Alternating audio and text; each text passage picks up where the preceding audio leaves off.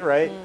If it wasn't for me going through divorce, having a car repossessed, and being in financial ruins at times, right? Being in all these places, I had to get down to the point that, Jesse, this money does not define you. You see? Because see, when I had the money, right, and it was like, yeah, and then when I lost the money, I was embarrassed. I couldn't really talk about like, yeah, I can't really do that right now because money is tight. Like, like I couldn't really communicate that. And it's funny because when you are honest, there's actually help out there if you just tell the truth, right? But I had to learn that.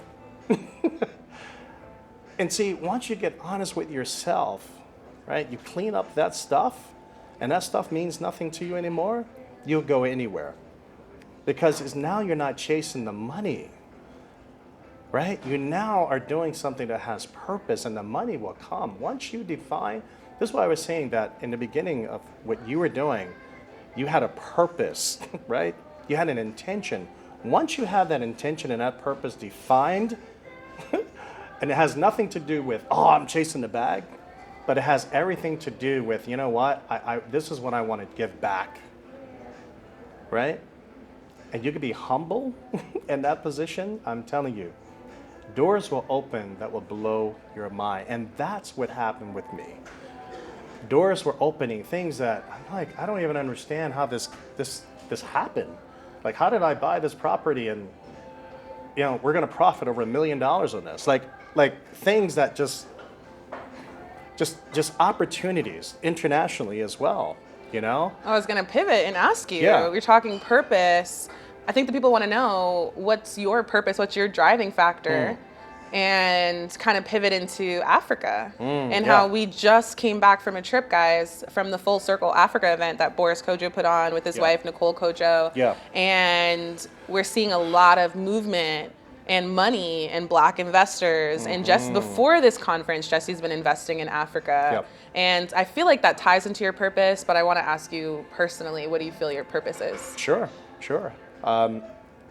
Since a young age, I've been asking a lot of questions about Africa. First it was Egypt. Egypt is Africa. And I was learning about cocoa and how cocoa comes from Africa. At a young age, I'm like, why don't they manufacture their own cocoa and just sell it? Like, I don't even understand. Why are they poor? And I've been visiting Africa for the past 4.5 years. 3.5 years, 4.5 years. And I've been looking to invest in businesses and looking to invest in people. And we've done some work over there, and we have a foundation over there for people with hydrocephalus, which is in a large brain when they're born. There's very little funding for that, so we give to that. We've done several things, but why Africa? Because we can do that in the Philippines, we can do that in India. Yeah. There's so many places that need our attention and help. Yeah. So I want to kind of ask you, what's a lot of people in the about there? diaspora are tracing their DNA, right? When I traced my DNA, one of the places that came out was Ghana, right? There's Ghana, there's, Nigeria. I'm more prominent in the Nigerian, actually. And other places in West Africa that came up. And when I saw that, I'm like, you know what? This is where my ancestors are from. Let's go back. Let's see what's up. Let's see what opportunities are there, and how we can help, how we can build. America has been built, right? We know that, hundreds of years of free labor. We make comparisons of Africa, and Farrakhan actually said this. He said, you can't really, it's unfair to compare an America or UK, Europe with Africa, or these African countries that are young. Some of them just getting their independence 50 plus years ago. Like you can't compare. It doesn't even make sense. It's like my 15-year-old to my 2-year-old. You know, me expecting my 2-year-old to do what he does. Like, why can't you do what he does? You know, it doesn't make sense. They're figuring it out. And so understanding that, when I go to Africa, talent is limitless. These are our people. And I want people to understand that. Some people say, oh, no, we're this. These are our people. I don't care if you're from the Caribbean. These are our people. I don't care what part of the world you're from. We are all of African descent. So I feel it's my responsibility to give back, right? But it doesn't only help Africa, it helps us here. And I'll tell you how.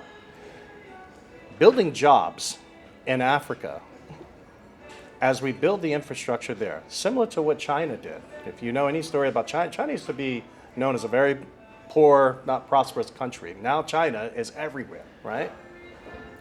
They got into manufacturing, right? They're known for manufacturing.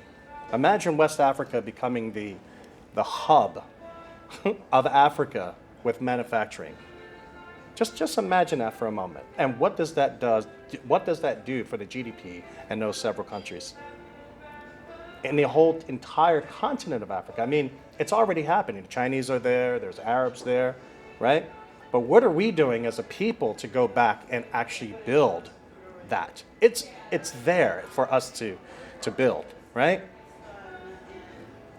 The advantage, let me answer your question first before I talk about the advantage of us being there. By building these jobs, this will literally change people's trajectory of life there, right? People there, there are no jobs. They're non-existent, okay? And the jobs that are available, I mean, it's still, they're not having the quality of living that they can live. So they're moving to the UK, right? They're fighting to go to the UK and other countries, right? The Netherlands, America, because there are no jobs there. But these people, they love their home. Why do they have to leave? So my plan is to build jobs there so they don't have to leave. And I know, listen, I'm a very small speck.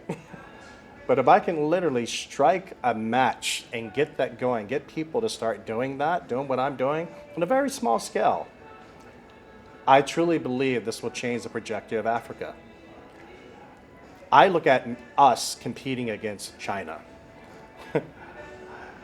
I'm saying that yes, I am, and others who will come with me, we're now competing against China, right? We were at the conference, we talked about tech, they talked about so many different things. Africa is the youngest country or continent. It has the youngest people in the entire world.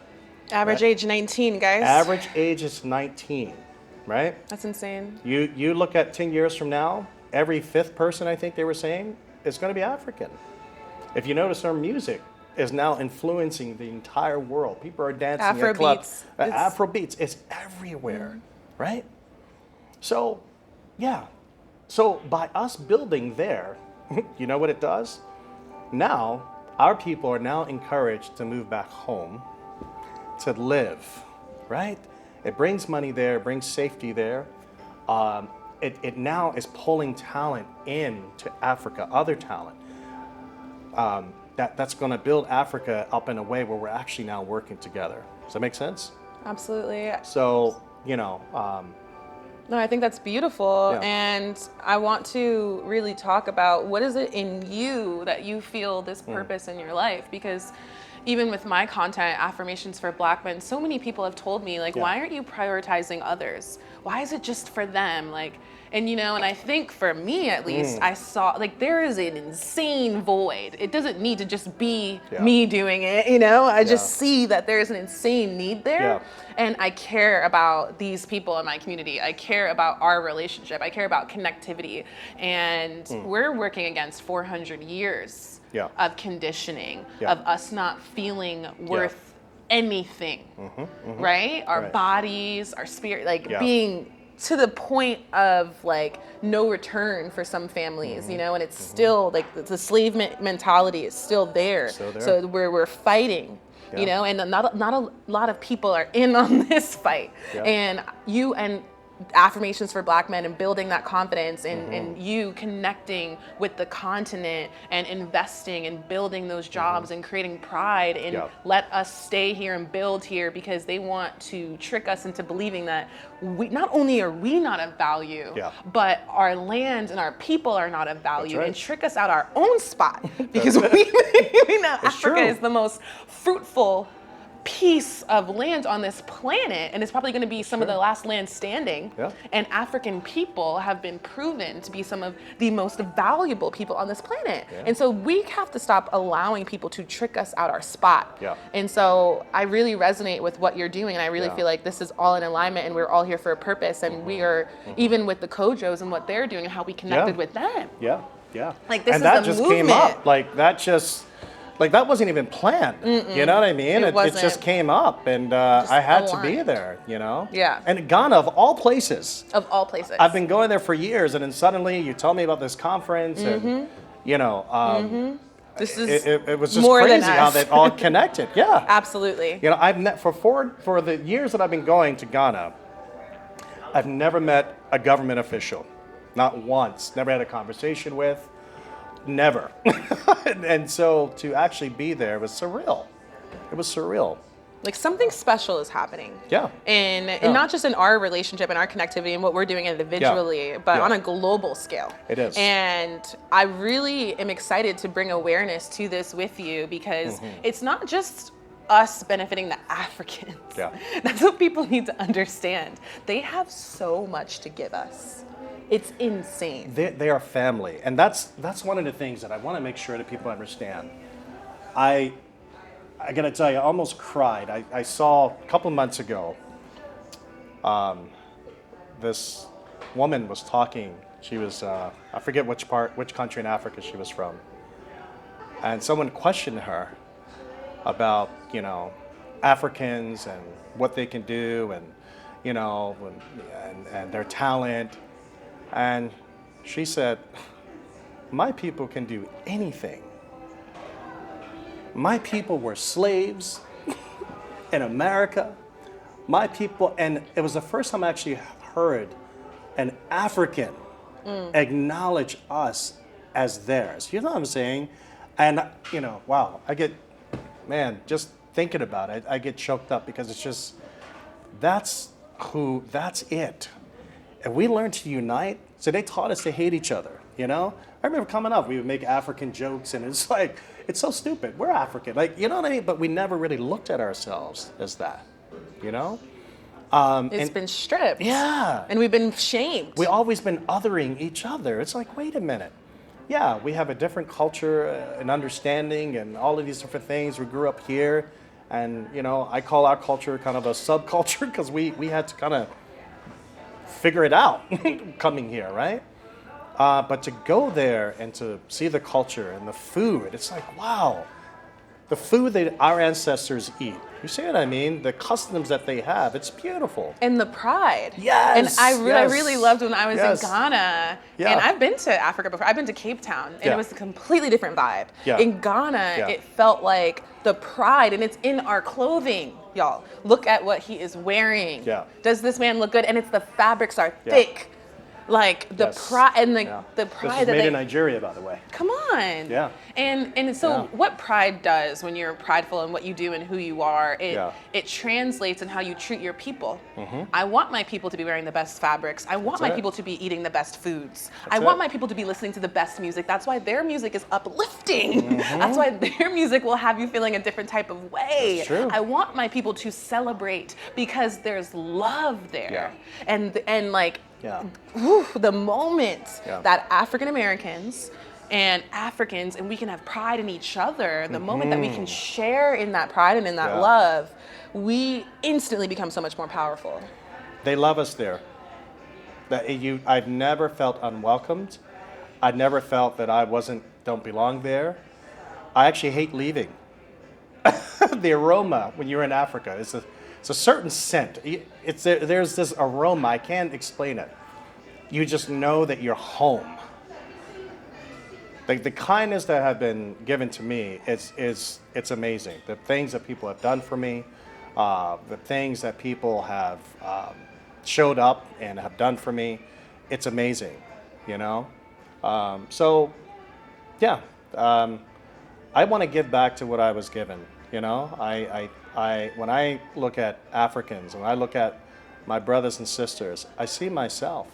These people are working hard. You know, people say, hey, you know, you can give to, you know, people in Philadelphia, and you know, we got this and that. I say, yeah, I can. And guess what? I will. But my focus is Africa, because those boys in Philadelphia, that's where I want to take them. You see? So as we build that infrastructure, and as they see their own people going there and doing things, I want them to leave Philly. You see? Go to Africa. See what's going on. Want to get involved. You see? We can build it. America's built. America is, hey, it's here. It's here to stay, and it is what it is. You know? Money comes and it goes. Right? When you're in Africa, there's so much more that we can do. Our money goes so much further, right? I mean, you can get a house, guys, there for, where did we see in Kenya? What was it? I think I sent you guys a link. What was it, like 70,000 for a one-bedroom condo? Yeah. 60,000. It was something weird. Like, yeah, I'm saying weird because it was so nice. A place like that, here, I have a condo over in Society Hill. What's it about? I don't know. It's worth maybe $500,000 now. It's literally a matchbox, and it's in a nice area in Kenya. $65,000. Wow.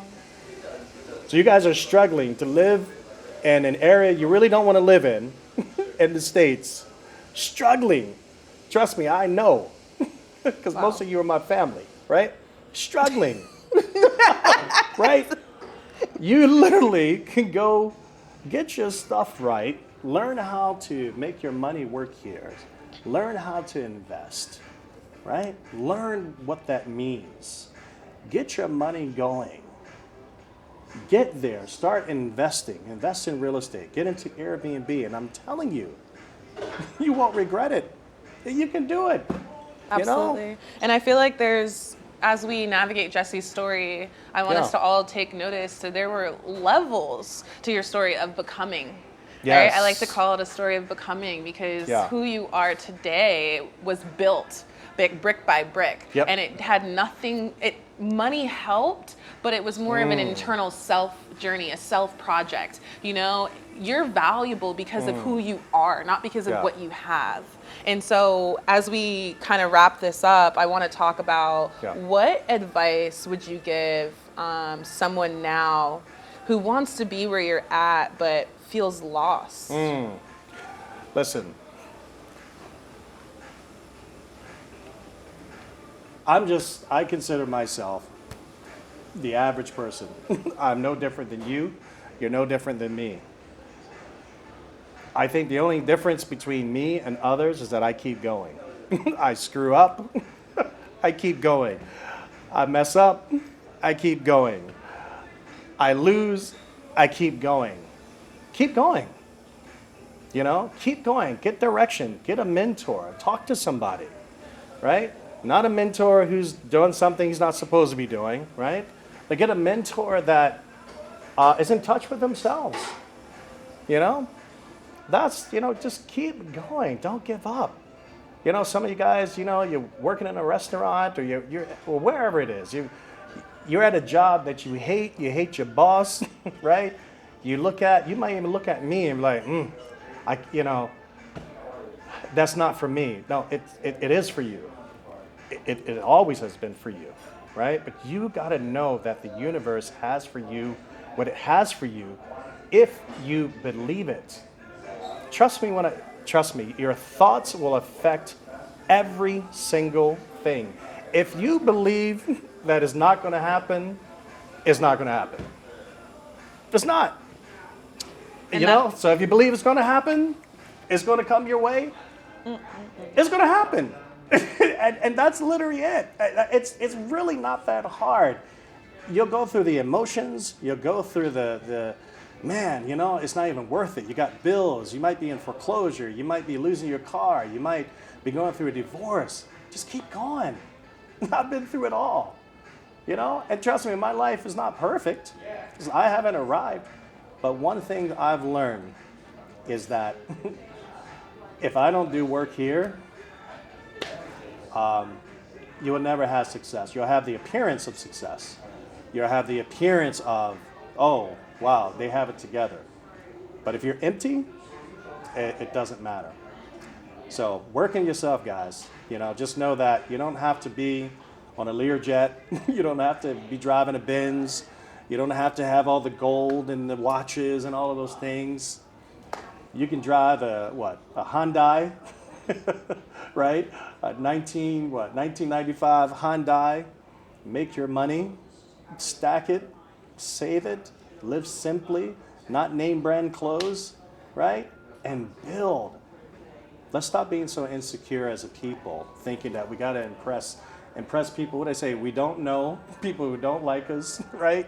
Just to say, wow, look at me. Yeah, we like to look nice, but who doesn't? But let's get there first. Then we can party, right? So hopefully I answered your question. You did. And I'm going to end this clip with an affirmation to the Black men listening. So Black man, my affirmation for you today is to know that you are the key. You are the key that our community needs. Uncracking yourself uncracks the world. Improving yourself improves the world. Working on yourself improves the world. Everything that you're looking for outside of you, the value that you're seeking is already within you.